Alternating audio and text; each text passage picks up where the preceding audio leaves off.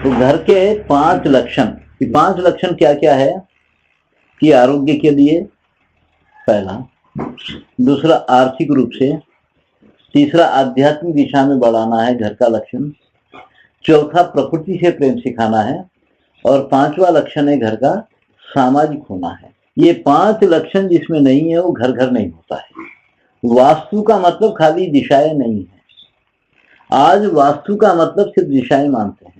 दिशा तो एक कमरे को भी रहेगी, इसलिए एक कमरे में भी जीने वाले लोग बड़ा अच्छा कर रहे हैं। आग्नेय में दिया लगाएंगे, ईशान्य में पानी का लोटा भर के रख लेंगे। हाँ, ये सब मूर्खताएं चल रही है खूब। और यहाँ पे जो ज्योतिष के हिसाब से, दिशाओं के हिसाब से जो वास्तु है वो क्या है कि घर जो बनता है पूर्व, पश्चिम, उत्तर, दक्षिण, आग्नेय, ईशान्य, वायव्य और नैऋत्य, ये दिशाएं है ना, 8 दिशाएं हैं। तो ये जो घर बनता था हमारे पास में कैसा था, क्यों ऐसा रखा गया है कि दरवाजा पूर्व में होता है फाटक, ईशान्य में पानी होना है। पानी ऐसी जगह होना है कि पानी को, उस समय कुआं था पानी का, तो पानी की तो हर एक को जरूरत है। कोई बाहर से आए और वहीं से पानी लेकर के चला जाए। पानी घर में पानी रख करके नहीं है करके नहीं बोल सकते। अगर ईशान्य से हट करके कुआं नैऋत्य दिशा में बनाते हैं तो कलह का कारण माना गया है, क्योंकि पूरा घर घूम करके पानी के लिए जाएंगे। सारा दिन कौन पैरे पे बैठेगा, गिलास जाएगी, कटोरी जाएगी, तो वो तो लड़ाइयां होगी। तो पानी को ऐसी जगह रखना है कि जहां किसी को दिक्कत ना हो, ना घर वालों को ना बाहर वालों को। बाहर से आए और वहां से पानी लेकर के निकल जाए। बाहर से कोई अंदर घुस रहा है, वहां हाथ पैर धोए फिर घर के भीतर आए। तो पानी को ऐसी जगह रखना है। आग्नेय में रसोई है, तो आग्नेय में खाना वाना पकता था, औरतें रहती थी। घर में कौन घुस रहा है ये औरतों को दिखाई देता था। कोई आया है, ओहो ये तो खाना खा के जाएगा, कोई आया ये तो दूध पीने वाला है, कोई है ये तो चाय पीने वाला है, ये उनको दिखाई देता था। सीधे से वो उसके समय से वो चीज भिजवाते रहते थे। चल भाई ये खाना खा के जाने वाला है, इसके लिए खाना पका ही लो। वो एक बड़ी सहूलत थी औरतों को। दूसरा, पढ़ने वालों के लिए वायव्य दिशा है और नैऋत्य दिशा बुजुर्ग लोगों के लिए है। अगर पढ़ने वाले वायव्य में आ जाए और नैऋत्य दिशा में बुजुर्ग आदमी आ जाए तो कलह का कारण होता है, लड़ाई का। क्योंकि ये जवान बच्चों के पास बहुत लोग आते हैं और बूढ़ा वहां बैठा है, कौन होना, क्यों आए, काम नहीं है क्या, जब बोले जब आते क्या, ये सब बातें करता, तो लड़ाई होगी। इसलिए बुजुर्ग आदमी ऐसी जगह रहना है कि जहां उसको कोई परेशान ना करे, उसको किसी से परेशानी न हो। इस तरह से ये है। गाय भीतर घुस रही है घर के भीतर, गाय किस ओर पलट जाती है उस ओर गौशाला बनाना है। घोड़ा है, किस ओर आसानी से पलटता है उस जगह पर अश्वशाला होती है, घोड़ा बांधने की जगह। बाकी फिर जैसे सांप है, सांप सभी तरफ आसानी से नहीं पलटता, उसके पलटने के कोई ढंग होते हैं। तो सांप किस ओर पलट जाता है, कैसे, अगर इस रास्ते से अगर घुसा तो किस ओर ज्यादा जल्दी से पलटता है, तो उस ओर दरवाजा रखना है ताकि वो बाहर निकल जाए। इस तरह की सारी सहूलतों को देखा गया है अपने पास। दक्षिण के ओर कोई रास्ता नहीं रखा जाता था, कोई खिड़की नहीं, कोई रास्ता नहीं, क्योंकि दक्षिण की हवाएं विषैली हवाएं होती है, अच्छी हवा नहीं मानी जाती है, वो घर के भीतर नहीं आना है। हमारी पूरी हवाएं अब पूर्वाई जो चलती है साल में 10-15 दिन चलती है, ईशान्य और पूर्व से कुछ हवाएं चलती है जो घर के भीतर आना है, इसलिए उस ओर खुला रखा जाता था, जो बहुत जबरदस्त हवाएं होती हैं। बाकी हवाएं तो वायव्य और पश्चिम से ही चलती है। तो इसलिए रसोई ऐसी जगह है कि जहां से चूल्हा जलता था तो ये हवा से धुआं सीधा बाहर निकलता था। और रसोई नैऋत्य में रखेंगे तो बगल वाले के घर में धुआं घुसेगा, लड़ाइयां होगी। क्योंकि ये जो पूर्व पश्चिम के हिसाब से जो घर बना है, आग्नेय की जो घर है, इसके दक्षिण का घर 2 हाथ पीछे हटके है और उत्तर का 2 हाथ आगे हट करके है, तो इनकी रसोई का धुआं सीधे से बाहर निकल जाना है। तो ये सारी सहूलतें देखी गई थी कि हमारी वजह से किसी को परेशानी नहीं हुई। ये दिशाओं का भी जो देखते हैं वो उस हिसाब से देखा गया कि हमारी वजह से किसी को परेशानी नहीं होना है, तो उस हिसाब से घर बनाए गए थे पूरे।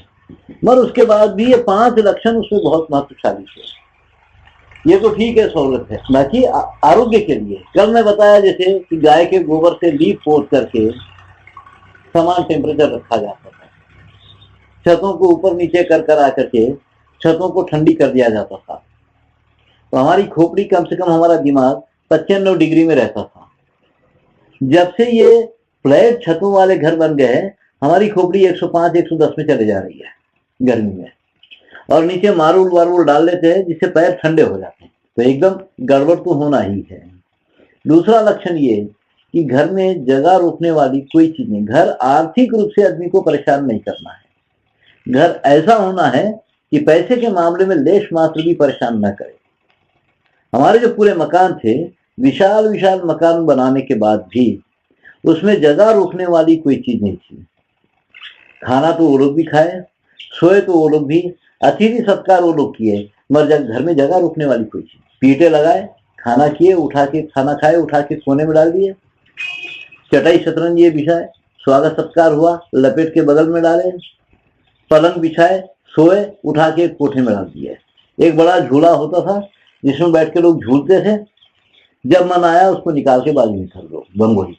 एक तखत पलंग घर में होता था, घर का बुजुर्ग आदमी कोई उस पर पड़ा रहता, या कोई महात्मा आया तो चढ़ के बैठ जाता था, या बस्ती में नाटक ड्रामा होता तो बच्चे स्टेज बनाने के लिए ले जाते थे उसको उठा करके।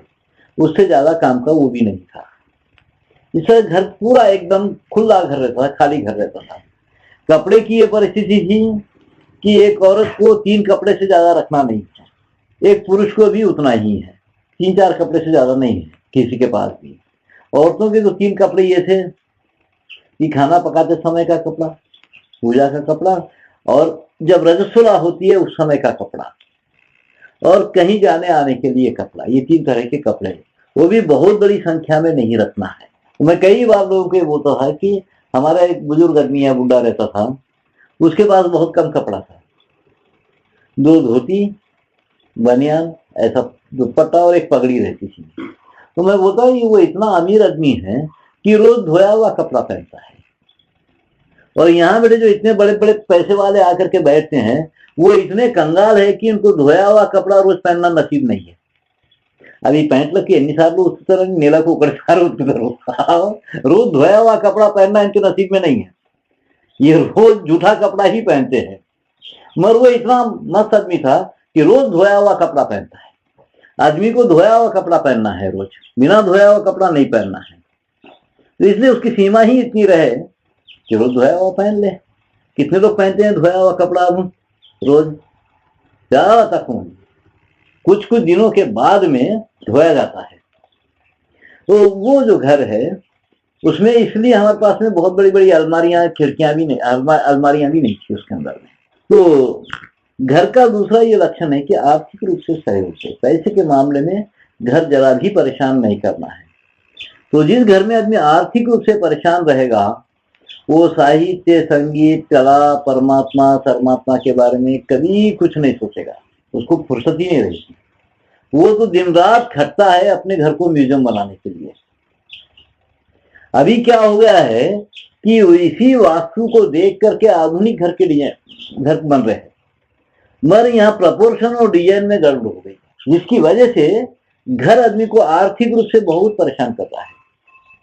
आज के घर की वास्तु शांति करके उसमें घुसते ही वहां हमारी खटिया अच्छी नहीं लगेगी, वहां हमारा बोलता बहुत गंदा कपड़ा नजर आएगा, वहां हमारी चटाई शतरंजियां फिसल फिसल के जाती है, चीते अच्छे नहीं लगते। तो घर की अपनी मांग चालू होती है कि डाइनिंग टेबल लाओ, डेकोलम के पलंग लाओ, सोफा लाओ, वो लाओ, ये लाओ, एक एक रसोई का बर्तन भांडा तक बदल देना है। पुरानी अचार की भरनी भी वहां अच्छी नहीं लगती है, तो वो सारी चीजें बदलना पड़ता है। उस चीज के लिए अपने घर को म्यूजियम बनाने के लिए दिन रात खट रहा है खूब भयंकर तरीके से, क्योंकि वो फिर 10-12 साल के अंदर फिर निकालना है, फिर सब कुछ बदलेगा। अभी वो ये जो आधुनिक जो फर्नीचर वगैरह का जो सारा डिजाइन है, और ये भी चौकी भी है, ये चौकी जितनी पुरानी होगी इसकी कीमत उतनी है ना, ये और सुंदर होगी, इसकी इसमें एक भारीपन होगा, इसको रखने का मन चाहेगा। मगर आधुनिक फर्नीचर ऐसा नहीं है, हर 10 साल के बाद उसको फिर बदलना होगा, वो रखने के काबिल है ही नहीं। उसका डिजाइन या उसका सब कुछ ऐसा नहीं है कि उसको रखा जाए तो उसकी बहुत बड़ी कीमत होगी, ऐसा नहीं है।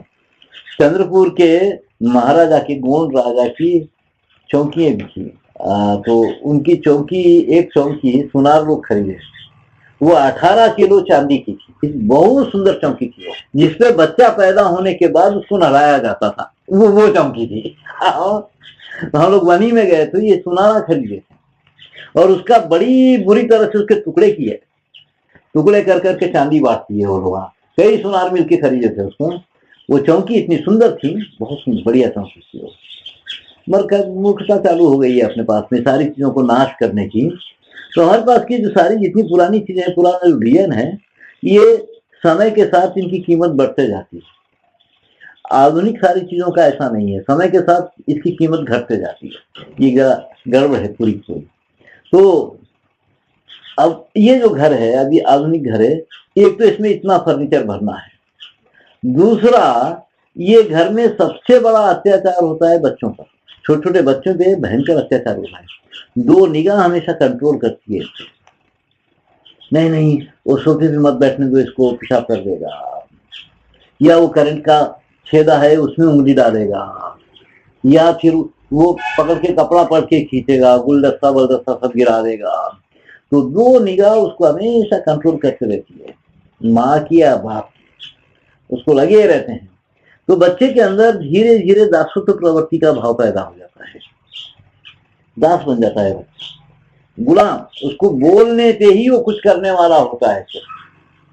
दासत्व प्रवृत्ति का एक भाव पैदा हो जाता है, दासत्व प्रवृत्ति हो जाती है उसकी, और वो बैठा रहता है खामोश, कुछ करेगा नहीं, कोई करेगा तो मार पड़ेगी या कोई डांट पड़ेगी, ये उसको लगता है। दिन ब दिन वो कुंठित होना चालू होता है, अपने आप में कुछ नहीं करता है वो। और ये उसके बाद ये लोग उसको वो क्रिएटिव माइंड बनना, वो बनना, ये बनना, ये लोग आस रखते हैं, दासत्व प्रवृत्ति का खुद बना दिए उसके बाद के आस रखते हैं पटे कि बहुत सृजनात्मक दिमाग का हो, वो हो, ये हो। कैसे होगा वो तो होएगा नहीं कभी भी, क्योंकि बच्चा जैसे से बड़ा होता है इसको अपने अम्मा बाबा से नफरत होना चालू होती है। इसकी प्रवृत्ति में वो चीज आती है कि शुरू से हमको दबा के रखा गया है, कुचल के रखा गया है, हमको ये लोग कुछ करने नहीं देते हैं, हमको ये अपनी इच्छा के अनुसार कुछ करने नहीं देते हैं। ये हो रहा है देखो, क्योंकि शुरू से उसको इसकी इच्छा के अनुसार खेलने नहीं दिया गया है, तो उसको शुरू से ये लगता है कि हम जो चाहते हैं वो हमको करने नहीं दे रहे हमारे माँ बाप। और बाद में भी माँ बाप ऐसे करते ही रहते हैं कि इसको जो करना है वो करने नहीं देते, तो उसको अपने अम्मा बाबा के प्रति एक नफरत आती है, उनके दिमाग में ये बात हो जाती है कि हम जो चाहते हैं ये हमारे माँ बाप करने नहीं देते हैं। ये एक भाव बहुत आज की जवान पीढ़ी में बहुत है देखो, और वो सही भी है, क्योंकि शुरू से उसको कुछ करने नहीं दिए है ना, तो कैसे वो करेगा अभी फिर। तो ये सारा मानस में ही गड़बड़ होते जा रही है, खाली एक घर का डिजाइन बदल जाने से इतनी बड़ी गड़बड़ हो जा रही है। कई बार हम लोग, मैं देखता हूँ कि हमारे पास ये 2 चबूतरे हैं, तो मैं लोगों को यही बोलता हूँ कि देखो जितना काम हम यहाँ बैठ के कर रहे हैं, बैठ के बात करने का ही काम है, इतना ही काम करने के लिए आज हर घर में 20,000 से लेकर 2 लाख रुपया खर्च किया जा रहा है। काम क्या है? बैठ के बात करना, उससे ज्यादा कोई काम नहीं ना वहां पे।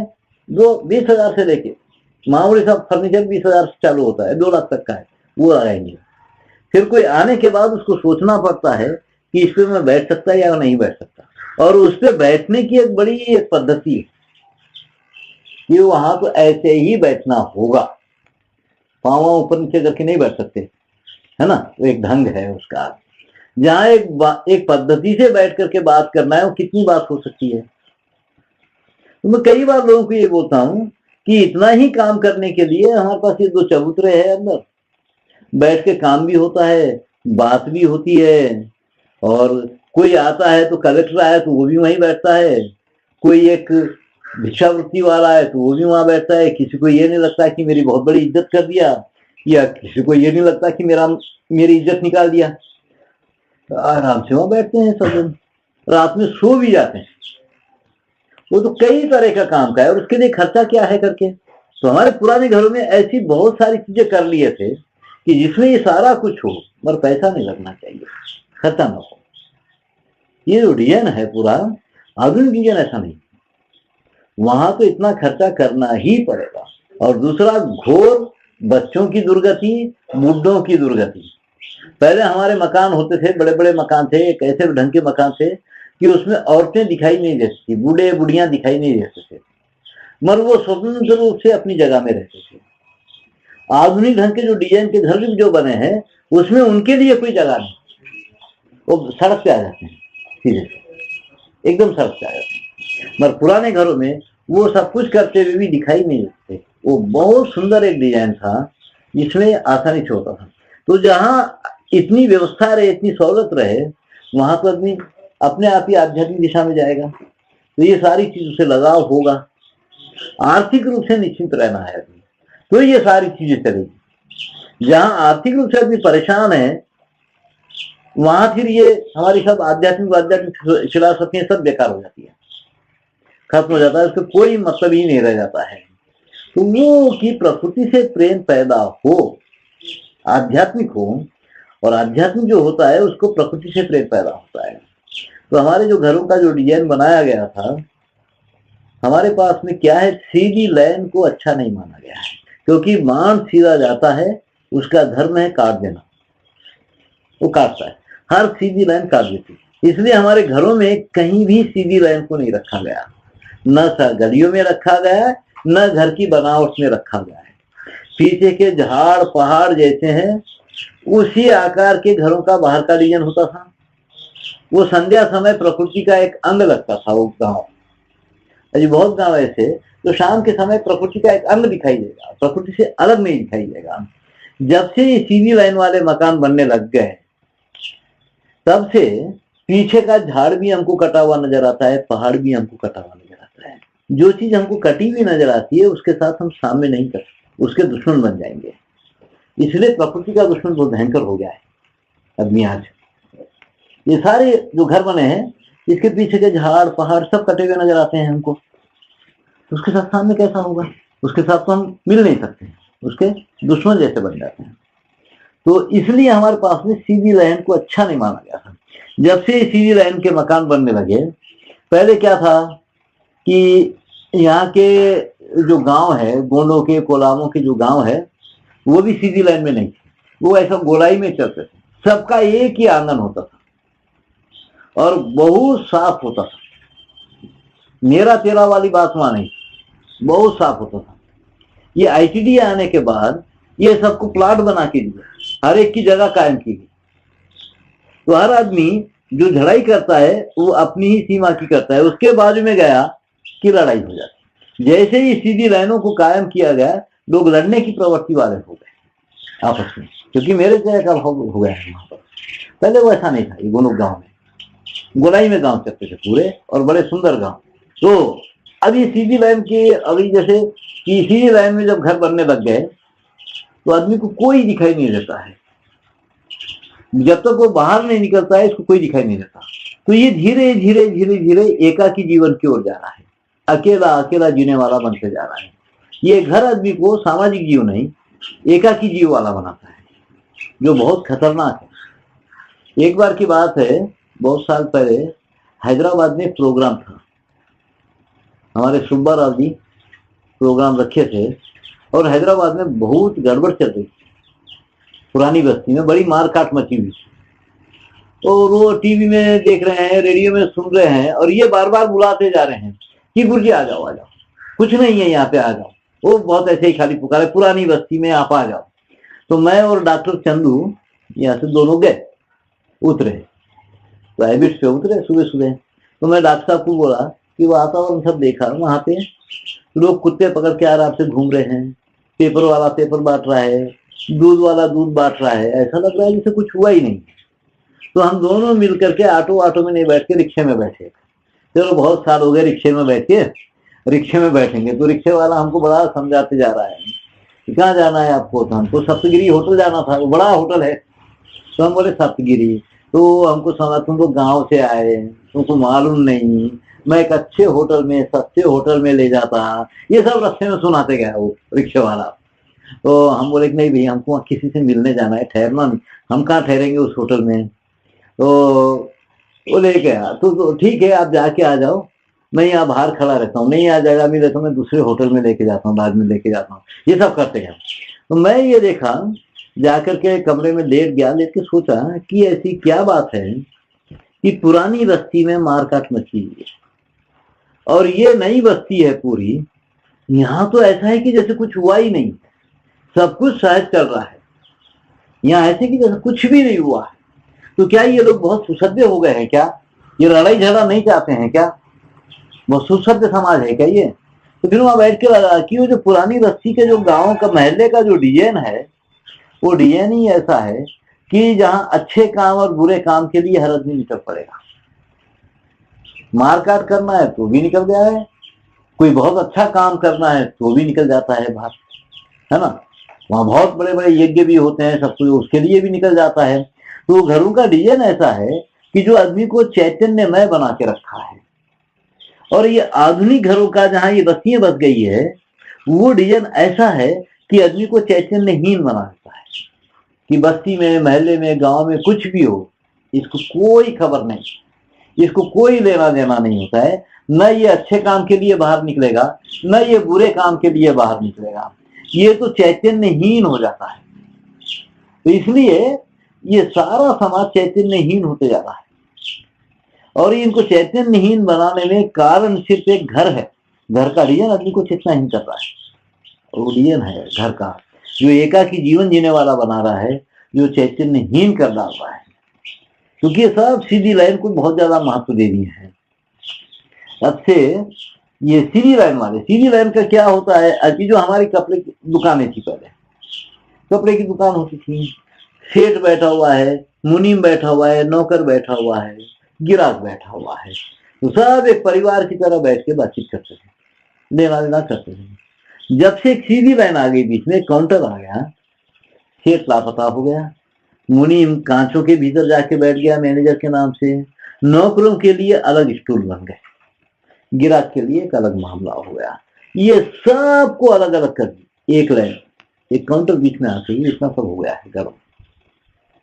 वो अगर वो नहीं है तो फिर ये परिवार की तरफ हो जाए। वो एक चीज सबको अलग अलग अलग कर डाली। इसलिए हमारे पास सीधी लाइन को जरा भी महत्व नहीं दिया गया था। हमारे कारीगर लोग सीधी लाइन वाली कोई चीज को नहीं बनाए थे, क्योंकि सीधी लाइन कितनी खतरनाक है ये लोग जानते हैं। इसी अभी कई बार मैं जाता हूँ ना, तो यहाँ आके जाने वाले लोग कई IIT में वहां भी प्रोग्राम रखे हैं, मगर वो लोग एक चीज करते हैं कि जैसा वातावरण यहाँ है ऐसा बना लेते। मैं उनको बोलता हूँ कि वो डब्बे के सामने पीछे खड़े रह के मैं तो नहीं बात कर सकता, क्योंकि वो डब्बे के पीछे खड़े रह के क्या होता है, सेमिनारों में बात करने वाला आधा दिखाई देता है, बात सुनने वाला आधा दिखाई देता है, तो पूरी बात कहाँ होगी? कभी नहीं हो सकती। पूरी बात होने के लिए तो पूरा दिखना है सब लोग, तो वहां तो आधी बात ही होती है, वहां पूरी बात किसी की भी नहीं होती है, वहां हो ही नहीं सकती, क्योंकि दोनों भी आधे आधे नजर आ रहे हैं, तो पूरी बात कैसे होगी? अब यहाँ जो बात चलती है, यहाँ कैसे बैठे हुए हैं पूरा दिखते है ना। बैठने में अगर परिवर्तन हो गया तो बात बंद हो जाए। यहाँ तो सब दिखाई देते हैं, मेरे बोलने में अगर कुछ गड़बड़ हो जाए, बोलने के ढंग में, बैठने के ढंग में, तो फिर बात खत्म हो। जहां आदमी के बैठने के ढंग में परिवर्तन नहीं हुआ है, आगे वाला कब तक बात करता है, वो सामने वाले के बैठने की पद्धति को देखता है कि इसके बैठने का ढंग कैसा है, ये कितनी जिज्ञासा से सुन रहा है या लापरवाही से सुन रहा है, ये तो दिखाई देता है ना। वहां ये चीज नहीं दिखाई देती, लापरवाही से सुन रहा या नहीं सुन रहा, इसको कोई लेना देना नहीं होता है। इसलिए ये अपना एक चौकड़ा तय करता है, तैयार करता है, सुने ना सुने इसके स्थिति, मेरे को तो इतना पढ़ना है, पढ़ के भाग बताओ, उतना ही होता है ना सेमिनार में, और क्या होता है। तो ये एक सीधी लाइन इतनी खतरनाक लाइन है, इसलिए हमारे पास में कभी भी सीधी लाइन को महत्व नहीं दिया गया, और सीधी लाइन के हिसाब से कोई चीज को नहीं बनाया गया, क्योंकि हमारे प्रकृति में कहीं कोई सीधी लाइन नहीं है। हमारे शरीर में कहीं कोई सीधी लाइन नहीं है, तो हम सीधी लाइन वाली चीजों को क्यों इस्तेमाल करना है? न ये प्रकृति में कहीं सीधी लाइन है कोई, तो फिर हम सीधी लाइन वाले क्यों होना है? ये मैं दुनिया भर के लिए सिद्धांत लागू होता है ऐसा नहीं बोलता हूं, क्योंकि हमारा जो प्रकृति पर्यावरण है, जो वातावरण है, उसके लिए ठीक है कुछ देशों में प्रकृति से लड़के जीना पड़ता होगा, वो अलग चीज है, उनके सिद्धांत नियम से अलग होंगे, मगर हमारे पास में तो ऐसा नहीं है। हम अगर वैसे ही यहां भी कर रहे हैं तो मूर्खता है सिर्फ। क्या होता है, घरों में इतने बड़े बड़े खिड़की दरवाजे लगा रहे हैं, कई बार हम लोग बोलते हैं कि पुराने घरों में छोटे दरवाजे थे, छोटी छोटी खिड़कियां थी, खुला रखते थे, बहुत छोटा दरवाजा होता, बहुत छोटी खिड़की होती, खुला रखते थे। आज इतने बड़े बड़े दरवाजे हैं और इतनी बड़ी बड़ी खिड़कियां लगाते हैं, तो उसमें ग्लास लगा देंगे और अंदर से पर्दा लगाएंगे। मैं कई बार ये बोलता है संबत तो तुमको न तो रोशनी की जरूरत है न तो हवा की जरूरत है, इतनी बड़ी खिड़की क्यों लगाया आखिर, है ना? क्यों लगाया इतनी बड़ी खिड़की? एक घर में कम से कम 20-25 झाड़ की लकड़ी को नाश कर डालते हैं। पुराने घरों में इतनी लकड़ी नाश नहीं होती थी, बहुत छोटी छोटी खिड़की दरवाजे, उनका जो फर्नीचर भी होता था बहुत छोटी छोटी लकड़ी है। इसमें कितनी बड़ी बड़ी लकड़ी लगी है, बहुत छोटी छोटी लकड़ी है। आज का डिजाइन ऐसा है, कहीं ऐसा गोल काटेंगे, कहीं टेढ़ा बिंगा काटेंगे, तो इतने बड़े बड़े लकड़ियों के लट्ठे खराब कर डालते हैं पूरा का पूरा, कोई साइड से नहीं कटाइए। तो मैं कई बार बोलता हूं कि जब न तुमको हवा की जरूरत है न रोशनी की जरूरत है, तो खिड़की लगाया क्यों? इससे अच्छा है पोस्टर लगा लेता, हाँ खिड़की का पोस्टर हर 6 महीने में बदल ले भाई, खिड़की बदल दिया मैं, वो पोस्टर से ज्यादा काम की क्या है करके वो खिड़की, क्योंकि कभी नहीं खोले जाती है, बंद रहती है, फिर अंदर से पर्दे डाल के रखेंगे। वो किस काम के लिए लगाया है खिड़की? अब ये मूर्खता नहीं तो और क्या है? और ये आधुनिक ढंग का जो घर है, ये बड़ा भयंकर घर है, ये आदमी को सभी तरह से कंगाल कर डालता है। क्या हुआ, एक बार हम लोग यहाँ पे कुछ लोग आए तो चौकी भोज हुआ, ऐसी चौकियां लगा करके भोजन करवाए, तो कुछ फिरंगी लोग भी थे, तो वो अपनी डायरी में लिखे कि हम आज ऐसा भोजन किए कि जिसमें हर एक के लिए अलग डाइनिंग टेबल था और उसके ऊपर दिया जल रहा था, ये सब, उसको एक डाइनिंग टेबल होता था, दिया भी जल रहा था और बहुत अच्छा पेंटिंग की गई थी, रंगोली डाली, हाँ वो शादी, तो वो डाइनिंग टेबल। फिर बाहर गए, वो जब आकर के देखा तो ये सारी चौकियां एक के ऊपर एक कोने में रख दिए थे, तो उन्होंने फिर लिखा डायरी में कि मैं वो डाइनिंग टेबलों को ऐसा देखा कि जिसको एक कोने में रख दिया गया एक के ऊपर एक सेट करके। ये बहुत सहूलत के डाइनिंग टेबल है, बोलता हूँ। क्या है, अशोक जोशी जी करके यहाँ आते थे, बहुत बड़े आर्टिस्ट थे, नागपुर के, गुजर गए। उनका एक दोस्त था बम्बई में, उनकी एक छोटी सी बच्ची थी, तो बहुत एकदम बच्ची धीरे धीरे ऐसी हो गई कि न खेलना है न बात है, उसमें चलन ही खत्म हो गया था बच्ची में, बैठे रहती मनुष्यों के जैसा, तो ऐसी वो बच्ची हो गई।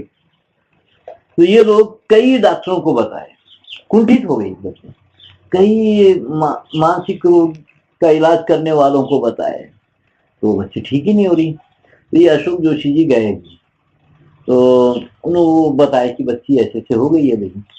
तो इन्होंने बोले कि मैं ठीक कर दूं बच्ची को, कर दो आप, ठीक कर दो, यहाँ इतने बड़े डॉक्टर नहीं किए, आप जो बोलेंगे वो कर डालेंगे हम, तो वो मैं जो बोलूंगा वो कर डालो, ठीक है।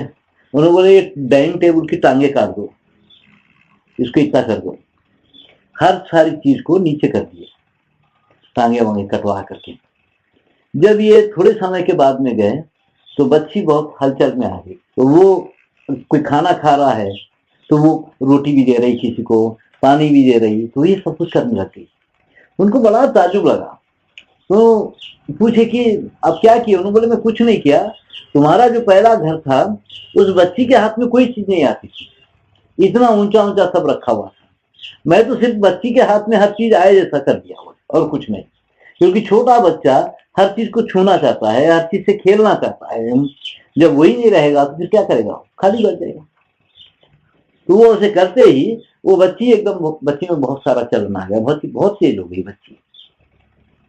ये होता है। जैसे क्या है, हमारे जो घर थे, हमारे घरों में सब कुछ नीचे, माँ खाना पका रही है चूल्हे पे, वहां गिलास कटोरिया बटोरी सब पड़े, छोटा छोटा बच्चा वहां है, तो हर सारी चीज के लिए हाथ पांव मारता था, या इतना आटा उसको दे दिए, चिड़िया बैठ के बना लिया या कुछ कर लिया, ये सब कुछ करते जाता था। हर सारी चीज उसके हाथ में आए उतनी ही ऊंचाई में होता था हमारे घर की रसोइयों में सब कुछ। तो बच्चा बहुत एक्टिव होता था। दूसरी बात ये कि घरों के आंगन वांगन या सब कुछ ऐसे था कि ये बच्चा किस आंगन में खेल रहा है ये माँ को दिखाई देता था रसोई से। ये अपने रसोई में खाना पका रही है, इसका बेटा कहाँ खेल रहा है उसको दिखाई देता था, किस घर में खेल रहा है वो दिखाई देता था, बड़ा निश्चित रहती थी।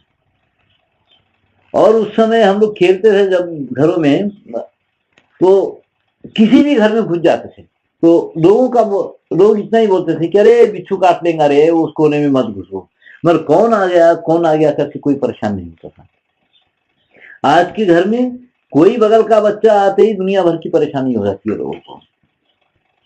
ये सब बहुत गड़बड़ है आधुनिक घरों में।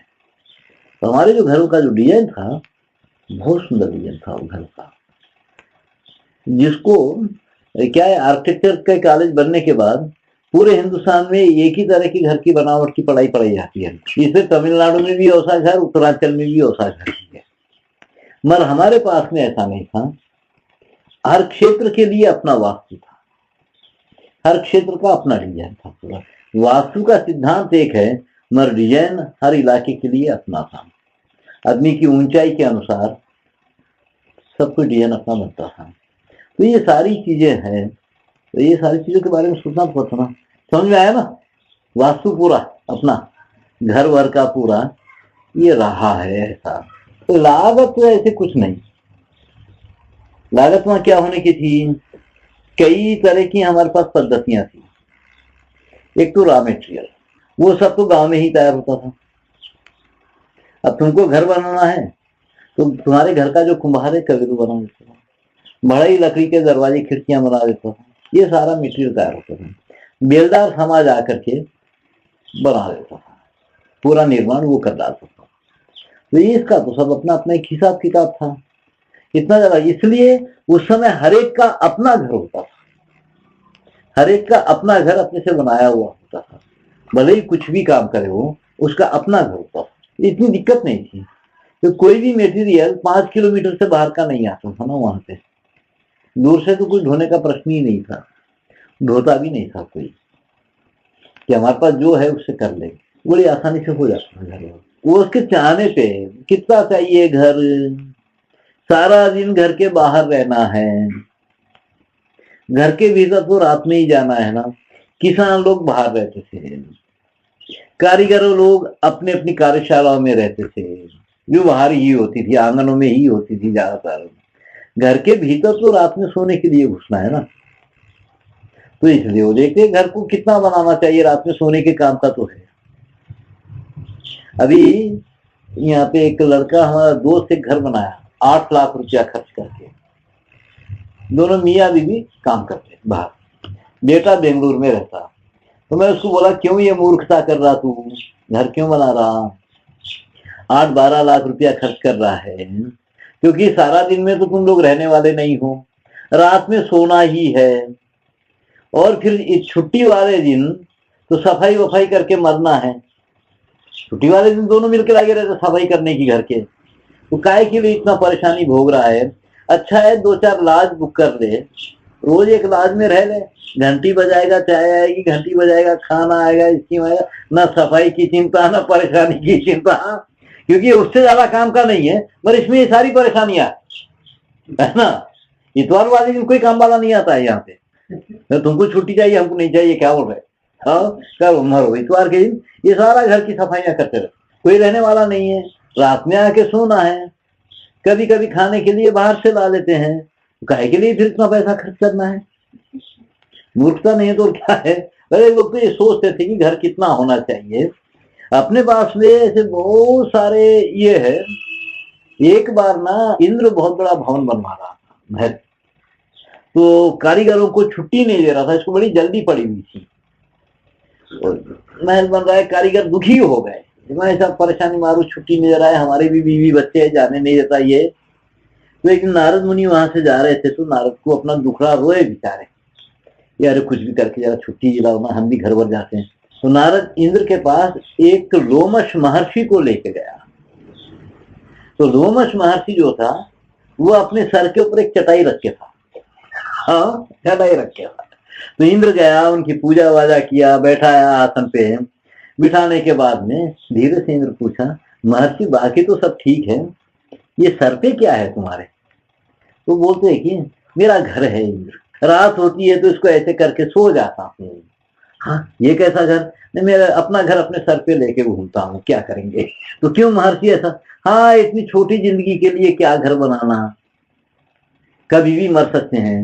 नहीं तो भी आप कितना समय तक, कब मरेंगे आप, कब तक रहेंगे? तो लोमश महर्षि बोलते हैं कि मेरे वक्षस्थल पे जो लोम का चक्र है, ये बालों का जो चक्र है, एक कल्प के अंत में एक बाल टूट के गिरता है, जब ये सारे बाल टूट जाएंगे तो मैं मर जाऊंगा। करोड़ों साल जीने वाला बेटा बोलता है कि इतनी छोटी जिंदगी के लिए क्या घर बनाना है, मेरा तो ठिकाना ही नहीं है, कब लात मार के भगा डालेंगे इंद्रपद से। आओ मैं मरे जा रहा हूँ घर बनाने के लिए। तो जाके कारीगर वारीगर, अरे जाओ रे घरों को जाके आराम से घर बनाओ। ऐसे बहुत किस्से हम लोगों को आते हैं ना पुराणों में, उसमें इसमें पुर जो वह बने हुए थे, त्रिपुरासुर के 3 पुर थे जो हवा में घूमते थे, वो जमीन पे नहीं, हवा में घूमने वाले बड़े बड़े शहर बना लिया था वो 3 पुर। वो किस पुर में रहता है किसी को पता नहीं।